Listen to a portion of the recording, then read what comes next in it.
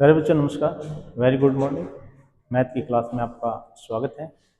BSc BEd second में जो topic चल रहा था हमारा, हाँ ये थोड़े से अलग से हैं, कोई बात नहीं। बीएससी बीएड सेकंड के अंदर जो हमारा टॉपिक चल रहा है मीन वैल्यू थ्योरम का, इसमें से भी एक बड़ा क्वेश्चन आना, भी थोड़ा ध्यान से देखना, ठीक है। तो उसमें 3 क्वेश्चन हो गए थे रोल्स थ्योरम के, क्योंकि पहली जो मीन वैल्यू थ्योरम है ना हमारा, रोल्स थ्योरम से हमने स्टार्ट किया था। तो रोल्स थ्योरम के 3 क्वेश्चन हो चुके थे, 2 क्वेश्चन होते हैं उनको करते हैं हम, ठीक है। फिर हम नेक्स्ट टॉपिक पे चलेंगे, लैग्रेंज मीन वैल्यू थ्योरम, ठीक है। चलिए देखते हैं, ये क्वेश्चन करते हैं। और क्या कहता है ये, show that between any two root of equation, कोई इक्वेशन दे रखी है,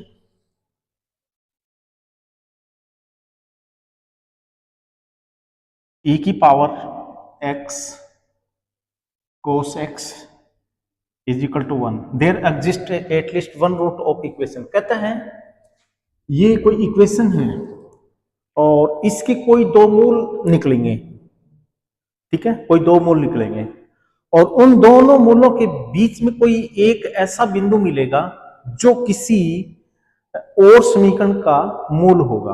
और वो समीकरण क्या है वो और बता देता हूं, e की x sin x is equal to 1, e की x sin x is equal to 1। कहता है, थोड़ा सा ध्यान से देखना क्वेश्चन, वैसे तो कुछ नहीं है बट समझने की कोशिश करना। कहता है कि कोई समीकरण दे रखा है, उसके कोई 2 मूल है, लेट्स सपोज इसके कोई 2 मूल हैं a और b, ठीक है। इन a और b के बीच में एक ऐसा बिंदु है जो इसका मूल है, ठीक है, बात समझना, इसका मूल है वो हमें निकालना है। क्यों ना हम एक काम करें, इस इक्वेशन के देख लेते हैं कि भी इसके 2 मूल हैं, तो 2 मूल है तो ये समीकरण को सेटिस्फाई करेगा, ठीक है, सॉरी, देख लेते हैं। और रोल्स थ्योरम से इस चीज को, क्वेश्चन को हम सॉल्व कर सकते हैं। कैसे, ये फंक्शन थोड़ा सा चेक करते हैं। फंक्शन के अंदर देखते हैं, e की x cos x is equal to 1, ये क्वेश्चन दे रखा है। माना इस क्वेश्चन को थोड़ा सा और ढंग से भी लिख सकते हैं, ये मल्टीप्लाई में क्वेश्चन है, इसको हम सिंगल में कन्वर्ट कर सकते हैं। cos x is equal to e की माइनस x, e की माइनस में x, इसको अब इधर ले आएंगे। cos x माइनस में e की x is equal to 0, this is f x, ठीक है। ये है हमारे पास एफ एक्स, तो यानी एफ भी लिख सकते हैं, cos x माइनस में e की x, ये हमारे पास क्वेश्चन है जो एफ एक्स माना है इसको, ठीक है। आप इसको इधर भी ले जा सकते हो बट वो थोड़ा सा मल्टीप्लाई था तो हम सिंगल में कन्वर्ट कर दिया, इसको टर्म बाई टर्म के अंदर कन्वर्ट कर दिया, ठीक है। अब कहता है इसके 2 मूल हैं, माना समीकरण 1a 2 मूल a और b, अगर ये मूल इसके हैं तो इसको सेटिस्फाई करेगा, तो cos ऑफ a माइनस में e की a इज इक्वल टू 0 होना चाहिए, ठीक है। आपको पता ही है कोई मूल होते हैं किसी समीकरण के तो वो 0 बना देते हैं समीकरण को। cos ऑफ b माइनस में e की b इज इक्वल टू 0। अब यहां पर देखिए, थोड़ा सा मैं बात करता हूं, ये चीज तो हमने अपनी तरफ से लिखी है, जो भी मूल है इसके, तो इसको ऐसे भी लिख सकते हैं और ये फंक्शन ठीक है। रोल्स थ्योरम से नंबर 1,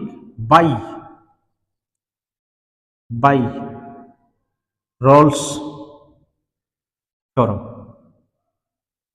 नंबर 1 फंक्शन अब ये है, कंटिन्यू है, हाँ भाई कंटिन्यू ही है। क्यों, क्योंकि cos x कंटिन्यू है, e की x वो भी कंटिन्यू है, डिफरेंस भी कंटिन्यू होगा, ठीक है। तो मैं डायरेक्ट लिख देता हूं, तो एफ एक्स इज कंटिन्यू, और इसके 2 मूल है a और b, उन बिंदुओं के ऊपर भी कंटिन्यू है, और मान लेते हैं a और b 2 मूल है तो उसका इंटरवल भी बना लेते हैं, कंटिन्यू इन ए बी, उसका इंटरवल ही बना दिया, दो बिंदुओं के ऊपर वो क्या है, 2 मूल है इसके, दो मूल अलग अलग है, सीधी सी बात है, तो उससे कोई इंटरवल भी बन जाएगा। ठीक है, कंटिन्यू।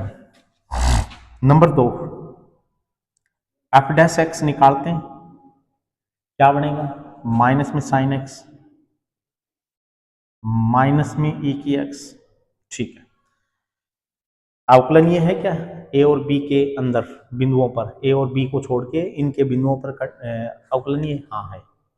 क्यों, क्योंकि हमें पता है ये डेरिवेटिव निकाला था, ये परिमित वैल्यू देगा, तो यानी finite for all x belonging to A and B, सभी के लिए finite, this means f x is differentiable, differentiable. ठीक है, नंबर 3, देखते हैं ये फंक्शन रोल्स को सेटिस्फाई कर रहा है क्या। ठीक है, नंबर 3, अब अपन एक काम करते हैं, ए और बी के ऊपर फंक्शन की वैल्यू निकालते हैं।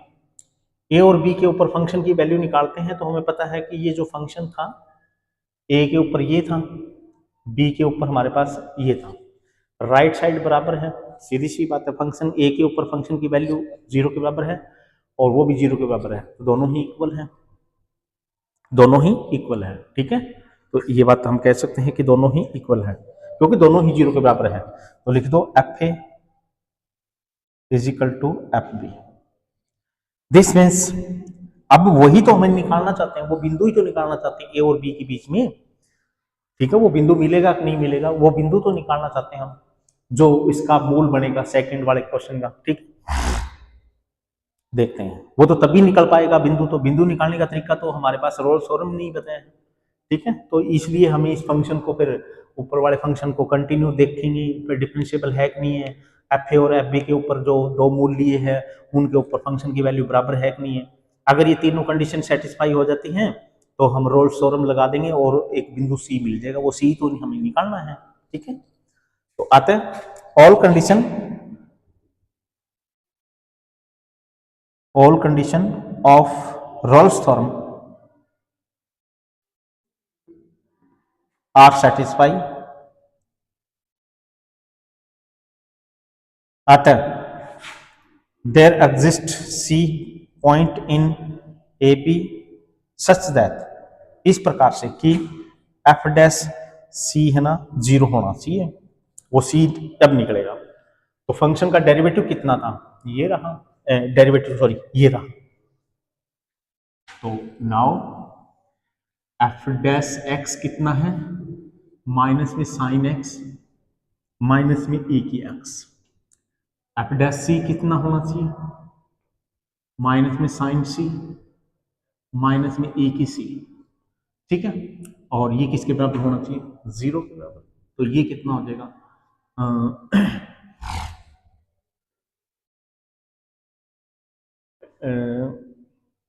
ठीक है, सही।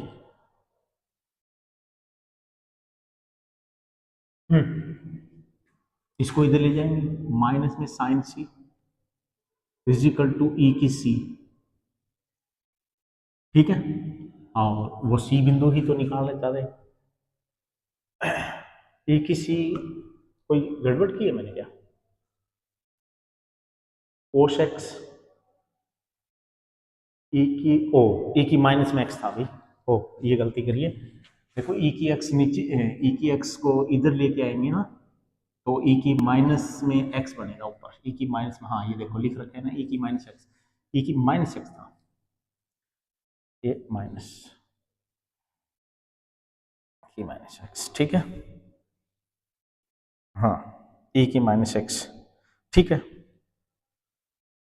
ए की माइनस एक्स है तो फिर ये प्लस का बनेगा, डेरिवेटिव जो भी है ये प्लस का बन जाएगा।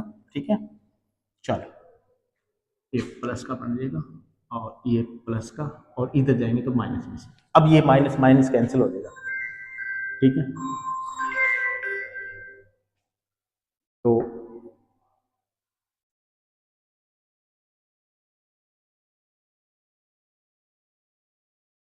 ठीक है, चलिए ये माइनस माइनस कैंसिल हो चुका होगा, प्लस बन चुका होगा, ई की सी नीचे ले आएंगे।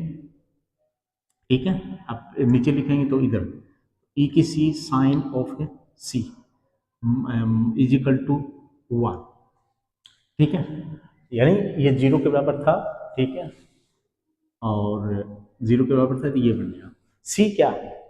सी ए और बी के बीच में कोई भी एक बिंदु है, तो सभी बिंदु भी हो सकते हैं ए और बी के बीच में, सभी बिंदुओं को भी हम कह सकते हैं, तो यानी उसकी जगह सिंपल एक्स। तो लेट फॉर जनरलाइज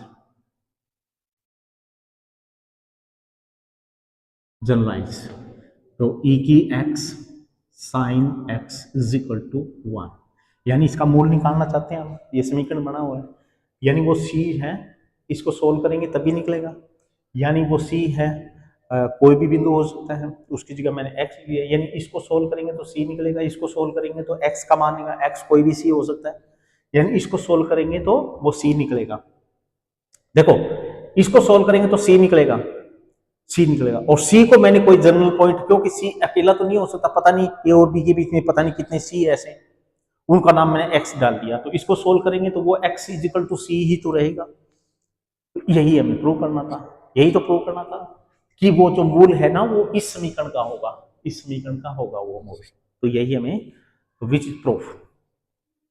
तो आता है जो सी, जो x is equal to C ज्ञात होगा वो इसका मूल होगा, e की x sign x is equal to 1 का मूल होगा, क्योंकि इसको सोल्व करेंगे तो इसी का तो मूल होगा, और c क्या है? a और b के बीच में कोई बिंदु है, ठीक है, तो इस प्रकार से ये प्रूव हो चुका है। नेक्स्ट देखिएगा,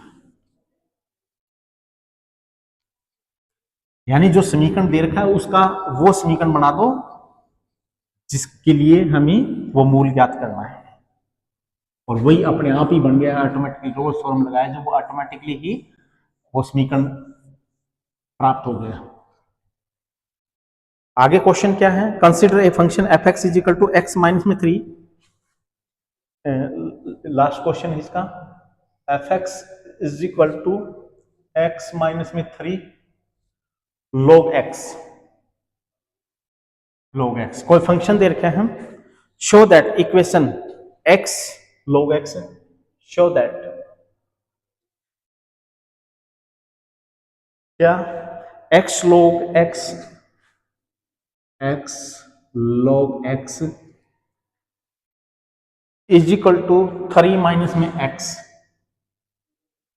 x is satisfy at least one root of lie between 1 and 3, 1 and 3। देखो भाई यही क्वेश्चन है, सेम टू सेम पहले वाला ही क्वेश्चन है, ये क्वेश्चन चेंज किया बस। कहता है कि ये कोई क्वेश्चन है एफ एक्स और इंटरवल ए बी के बीच में इसका कोई एक मूल निकलेगा, यानी 1 और 3 के बीच में कोई एक ऐसा बिंदु होगा जो इसको सेटिस्फाई करेगा। तो पहले वाला क्वेश्चन है, इसमें कोई अंतर नहीं है, ठीक है। तो देखते हैं पहले वाला क्वेश्चन जो है उसका एक सी बिंदु निकलेगा कि नहीं निकलेगा, और वो इसको सेटिस्फाई करेगा कि नहीं करेगा, यानी वो इसका मूल होगा कि नहीं होगा। इसका तो इस इंटरवल के अंदर कोई बिंदु निकलना और इसका वो मूल बनना, ठीक है, ये चीज हमें प्रूव करनी है, ठीक है भाई। तो सबसे पहले तो इसके अंदर बिंदु निकलेगा कि नहीं निकलेगा, तो वो तो फिर हम चेक करेंगे रोल्स थ्योरम से, यानी ये क्वेश्चन रोल्स थ्योरम की तीनों कंडीशन सेटिस्फाई कर रहा है कि नहीं कर रहा है। तो first of all we check this f x should be satisfy Rolle's theorem. Solution, let f x is equal to कितना है, एक्स माइनस में 3 log ऑफ एक्स, ठीक है। तो दिस फंक्शन को चेक करते हैं कि ये फंक्शन कंटिन्यू है कि नहीं है, सबसे पहले तो यही देखेंगे, और बिंदु हमें 1 और 3 के बीच में ही चेक करना, यानी इनके बीच के ही मानों के लिए चेक करना, ठीक है। तो ये चेक करेंगे हम भी कंटिन्यू है कि या नहीं। तो now number first, x minus में 3 कंटिन्यू, log x कंटिन्यू, कारण क्योंकि 1 और 3 के बीच में कोई भी वैल्यू पुट करते हैं इन फंक्शनों के अंदर तो फाइनाइट वैल्यू देता है, तो इसका मतलब x माइनस में 3 log x is continue, in interval 1 and 3, यानी 1 और 3 के ऊपर भी। ठीक है, चलिए नंबर 2, डिफरेंशिएबल है कि नहीं, एफ डैश निकालते हैं फंक्शन का, f dash x x minus में 3 as it is, log x का 1/x प्लस में log x as it is, x minus में 3 का डेरिवेटिव 1, ये कितना बन जाएगा, x माइनस में 3 x प्लस में log ऑफ x। ये अवकलनीय है कि नहीं है, ये चेक करेंगे इन बिंदुओं के लिए अवकलनीय है कि नहीं है। हाँ, 1 और 3 नहीं लेना, 1 और 3 के मध्य जितने बिंदु है उन पे अवकलनीय है कि नहीं है। ठीक है, देखते हैं। हमें पता है कि 1 और 3 के मध्य कोई भी बिंदु रखेंगे तो ये परिमित ही देगा, क्योंकि नीचे हमें पता है एक ही डर है, x इजिकल टू 0 पर ये अनंत बन जाता है। हमें तो परिमित मान चाहिए। ये अवकलनीय का मतलब क्या होता है, परिमित मान देना, उस इंटरवल के सभी बिंदुओं के ऊपर परिमित मान देना। ठीक है ना, उसको अवकलनीय ये भी बोल सकते हैं। तो x इजिकल टू 0 है ना, उस पर हमें थोड़ा सा डाउट था कि भी क्योंकि इन्फिनिटी बन जाता है, बट 0 तो है ही नहीं, 1 और 3 के बीच में कोई बिंदु है ही नहीं, तो इसका मतलब अच्छा। उसके बाद में log को चेक करते हैं, log x है, 1 और 3 के मध्य जितने भी बिंदु है उनके ऊपर तो परिमित मान देगा, तो ये भी परिमित मान दे रहा है, ये भी दे रहा है, तो अतः ये सारा परिमित मान देगा, फाइनाइट वैल्यू देगा। तो this means fx is differentiable. यहां पे लिख देता हूं, फाइनाइट फॉर ऑल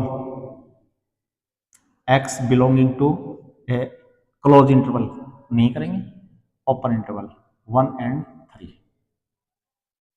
ठीक है, is differentiable for all x belonging to 1 and 3।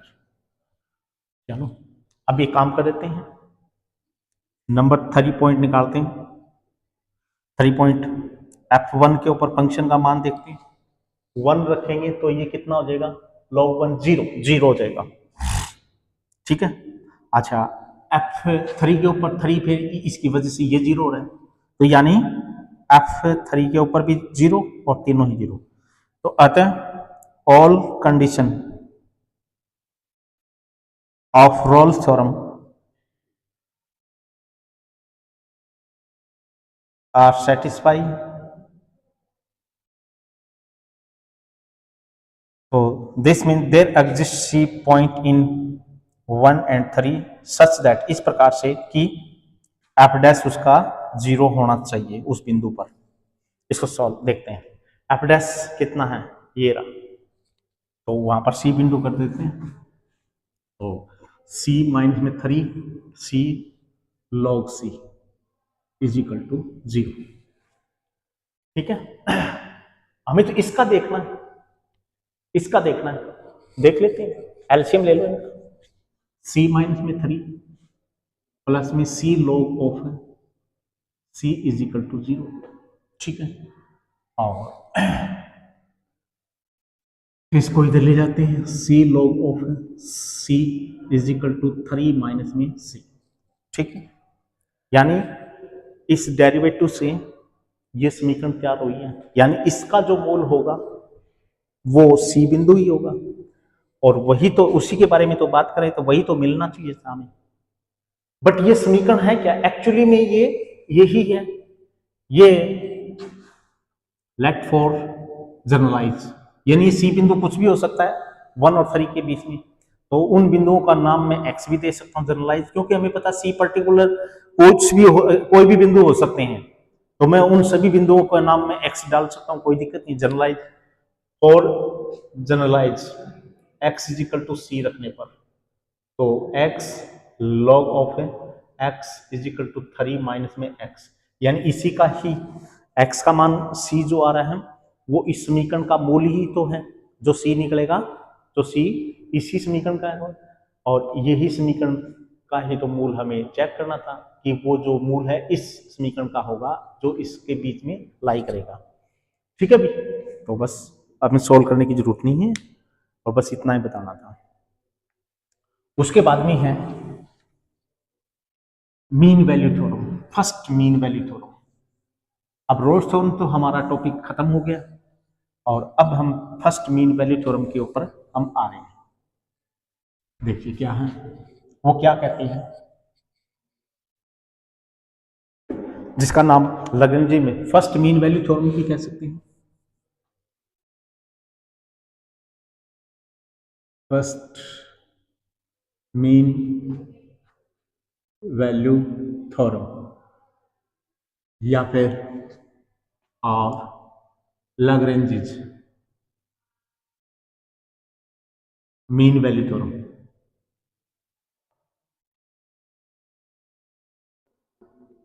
Lagrange mean value theorem क्या कहती है, रोल्स थ्योरम ही है वैसे एक्चुअली में ये, बस थोड़ा सा क्या है, रोल्स थ्योरम के अंदर हम एक बात पढ़ के आए थे कि 3 कंडीशन सेटिस्फाई करते हैं तब बिंदु सी मिलता है इंटरवल ए और बी के बीच में, एक ऐसा बिंदु जिसपे उसका डेरिवेटिव 0 होगा। ठीक है, सी निकालने का तरीका था ये।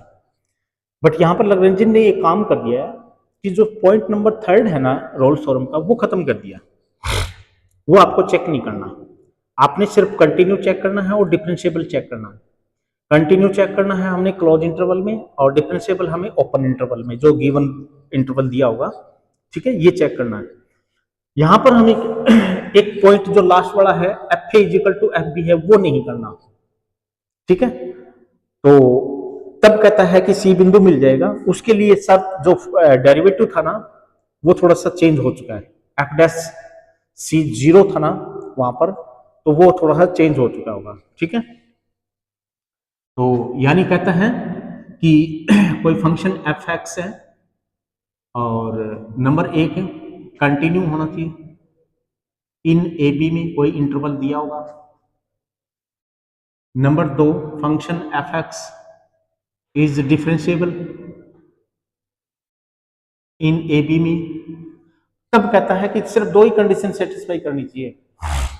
ठीक है, तब ये है भाई हमारे पास कंडीशन किसकी, लैग्रेंज की। देन ऑल कंडीशन, अब कहता है कि एफ डैश सी है ना वो किसके बराबर होगा, एफ बी माइनस में एफ ए और बी माइनस में ए के बराबर होगा। यानी अब सी निकालने का तरीका हमारे पास ये रहेगा। ठीक है, कोई फंक्शन कंटिन्यू है, कोई फंक्शन डिफरेंशिएबल है, तो कहता है ए और बी के बीच में एक बिंदु सी निकालने का तरीका हमारा ये रहेगा। ठीक है, तो कहता है वो सी इस तरह मिलेगा। और अगर जो रोल्स थ्योरम करनी है तो एक तीसरी कंडीशन लानी पड़ेगी, एफ ए और एफ बी इक्वल होने चाहिए, तब कहता है कि ये 0 के बराबर रहना चाहिए। एक्चुअली में ये वही है, करके देख लो चाहिए क्या, एफ डैश सी 0 होना चाहिए था ना उसमें, तो उसमें एफ ए और एफ बी इक्वल होना चाहिए था। तो एफ डैश सी 0 रखेंगे, ये इधर ले आएंगे, तो एफ बी माइनस में F A is equal to 0, यानी f A is equal to F B, यानी उल्टा करके देखते हैं तो यही बनता है। ठीक, तो यानी मॉडिफाई कर दिया, मतलब अब आपने वो चेक नहीं करना। तीसरा पॉइंट है, आपने सिर्फ इसके अंदर रखेंगे वैल्यू, एफ बी की वैल्यू निकाल लेंगे, एफ ए की निकाल लेंगे, बी माइनस में ए निकाल लेंगे, ए और बी गिवन है फंक्शन की, ए और बी के ऊपर फंक्शन की वैल्यू निकाल लेंगे और इसके अंदर पुट कर देंगे, एफ डैश एक्स भी निकाल लेंगे और इक्वल रख देंगे। एक्स जहां पर दिखाई देगा उसकी जगह वो जो बिंदु सी है उसका नाम दे देंगे सी, और वो सी बिंदु निकल जाएगा। ये है लैग्रेंज वैल्यू थ्योरम। ठीक है, इसको प्रूव भी कर सकते हैं हम, देखिए कैसे। लैग्रेंज मीन वैल्यू थ्योरम देखते हैं कि ये 2 कंडीशनों से एक फंक्शन मतलब काम कर देता है कि, अब मान लेते हैं जो फंक्शन एफ एक्स है उसको लिखने का तरीका मैं थोड़ा सा चेंज कर देता हूं। एक नया फंक्शन ले लेता हूं फाई एक्स, और जो क्या है ये फंक्शन एफ एक्स प्लस में ए एक्स इससे बनता है। मान लेते हैं इस फंक्शन को किसी, ये जो गिवन फंक्शन है इसको किसी फंक्शन में ले लिया मैंने, कोई दिक्कत नहीं है, और मेरी तरफ से ए भी ले लिया कांस्टेंट कोई, और एक्स ले लिया। ठीक है, उसका नया नाम दे दिया फाई एक्स, मान लेते हैं, कोई दिक्कत नहीं। मैथ के अंदर काम ही मानना है हमारा। ठीक है भी, कंफ्यूज मत होना, हमारा काम ही क्या है, मानना है। तो अब क्या करेंगे, देखो अब ये कंटिन्यू है कि नहीं है, डिफरेंशिएबल है कि नहीं है, ये फाई जो नया फंक्शन आया है ये कंटिन्यू है कि नहीं है, ये भी चेक करेंगे। ठीक है, तो हमें पता है कि फंक्शन एफ एक्स तो पहले से ही कोई कंटिन्यू फंक्शन है, जो भी है, ए तो कांस्टेंट है, एक्स कोई चर है, तो फंक्शन कंटिन्यू ही है, कोई दिक्कत ही नहीं है, पाई एक्स कंटिन्यू फंक्शन है। ठीक है, तो इसका मतलब अंतराल में पाई इस प्रकार से, हाँ इस प्रकार से परिभाषित करेंगे कि ध्यान रखें थोड़ा सा, ए का मान इस प्रकार से एडजस्ट करेंगे जिससे क्या है, एफ फाइव ए और फाइव बी इक्वल हो जाए। ठीक है ना, इस प्रकार से एडजस्ट करेंगे भाई, कॉन्स्टेंट कोई दिक्कत नहीं है, हमें एडजस्ट करना है, इक्वल बनाना है। तो यानी ए और ये जो कॉन्स्टेंट है इस प्रकार से लेंगे कि जिसपे कहता है कि ए और बी बिंदु पुट करें, ए पुट करें यहां पर, तो ये और फाइव ए और फाइव बी इक्वल हो जाए, तो ए को इस प्रकार से हमें लेंगे। ठीक, तो यहां पर लिखेंगे जहां ए क्या है, एचर है इस प्रकार से है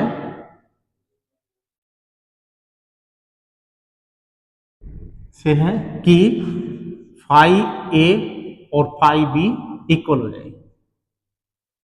ठीक है ना, इस प्रकार से हमें लेके चले। ठीक है भी, अब क्या कहते हैं कि फाइव ए और फाइव बी इक्वल है, तो फाइव ए का मान क्या रहेगा, एफ ए,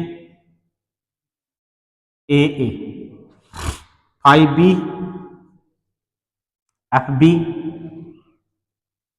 और ए बी, ये इक्वल लेके चले हैं, यानी ए इस प्रकार से लिया है अचर कि जिसे फाइव और फाइव बी ये दोनों इक्वल हैं, तो फाइव ए का मान निकाल दो और फाइव बी का मान निकाल दो, दोनों को इक्वल रख दो, तो ये तो क्या बन जाएगा, एफ ए प्लस में A is equal to F B plus में बी ए। ठीक है, तो इसका मतलब ये हुआ, ये कैंसिल कर देंगे, नहीं ये कैंसिल नहीं करेंगे, मतलब इस प्रकार से कि लिखो इसके अंदर कांस्टेंट जो वैल्यू है, अब सारी कांस्टेंट वैल्यू आ रही है, ए की वैल्यू निकालो, वो ए किस प्रकार से लेना, बात यह है ए किस प्रकार का लेना हमें।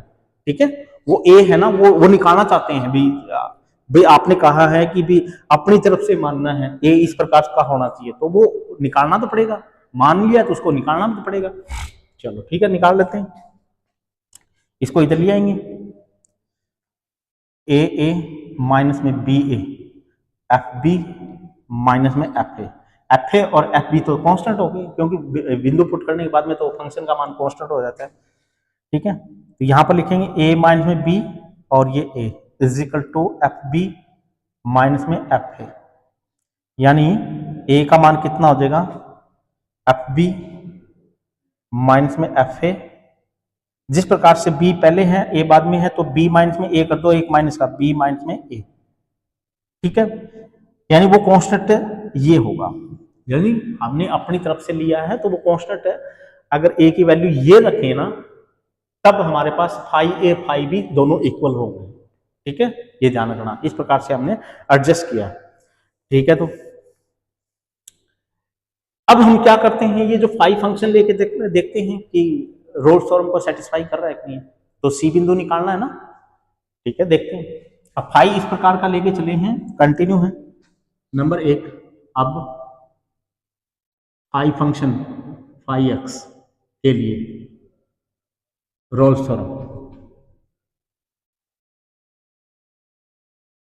इन ए बी इंटरवल, तो फाइव फंक्शन नंबर एक फाइव एक्स कंटिन्यू है, कहने की जरूरत ही नहीं है ए बी में,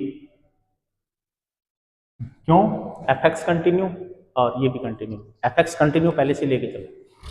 नंबर दो डिफरेंशिएबल है, फाइव एक्स इज डिफरेंशिएबल, कहने की जरूरत नहीं है, फंक्शन एफ एक्स कंटिन्यू है, डिफरेंशिएबल है, कोई दिक्कत ही नहीं है, पहले से लेके चल रहे हैं। ठीक है, is differentiable in A B. Number तीन फाइव ए और फाइव बी, ये तो हमने लेके चले हैं, तभी तो ए ऐसा निकला है, तो यानी इसको भी यूज करना पड़ेगा, क्योंकि फाइव ए और फाइव बी दोनों इक्वल हैं, तो तब कांस्टेंट का मान ए का क्या था, तो ये भी तो हमें साथ में लेके चलना पड़ेगा, अदरवाइज तो ये इक्वल थोड़ी ना होते। ठीक है, तो इस प्रकार से देन अतः all condition of Rolle's theorem are satisfied, so there exist point C in A B such that F dash C क्या होना चाहिए 0, यानी एफ नहीं है, फाई है हमारे पास, फाई। ठीक है, तो फाई डैश कितना है, फाई डैश निकालेंगे तो एफ डैश एक्स और ए मिलेगा। नाउ फाई डैश एक्स किसके बराबर है, एफ डैश एक्स प्लस में ए। ठीक है, ये निकल गया, इसकी जगह 0 ये पुट कर दो आप, C phi dash C is equal to F dash C plus में ए। चलिए ठीक है, फाई डैश सी 0 के बराबर लेके चलना है, तभी तो निकलेगा सी बिंदु, तो ये 0 के बराबर है, तो आता है ए किसके बराबर आ जाएगा, माइनस में एफ डैश सी। ठीक है, साथ में अगर ये दोनों इक्वल है तो ए का मान ये होना चाहिए, साथ में also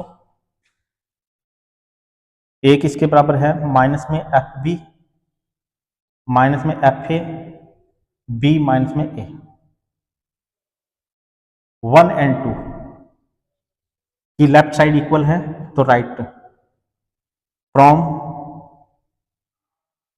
1 and 2 left hand side is equal, बराबर है, तो राइट भी बराबर होगी, तो आता है एफ डैश सी, माइनस से माइनस कैंसिल हो गया, एफ बी माइनस में एफ ए बाई में बी माइनस में ए, तो यही हमें सिद्ध करना था। ठीक है, तो यानी वो कंडीशन अब हमें नहीं प्रूव करनी पड़ेगी। ठीक है भी, इसका 1 मिनट,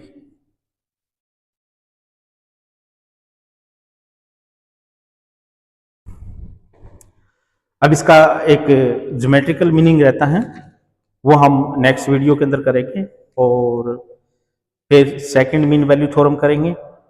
ठीक है, और फिर जनरल मीन वैल्यू थ्योरम करेंगे, और फिर इनके क्वेश्चन करने शुरू करेंगे। ठीक है, तो मीन वैल्यू थ्योरम के 3 हैं, फर्स्ट मीन वैल्यू थ्योरम, फिर उसका ज्योमेट्रिकल मीनिंग, फिर उसके बाद में सेकंड मीन वैल्यू थ्योरम, फिर उसका ज्योमेट्रिकल मीनिंग, फिर हमें पता जनरल मीन वैल्यू, इन दोनों को मिला के जनरल मीन वैल्यू थ्योरम बना लेंगे, फिर उसके क्वेश्चन करेंगे। ठीक है, तो हमें अभी तो 2 थ्योरम और उनके मीनिंग निकालने हैं, और इसका भी तो मीनिंग निकालना है लैग्रेंज मीन वैल्यू थ्योरम का।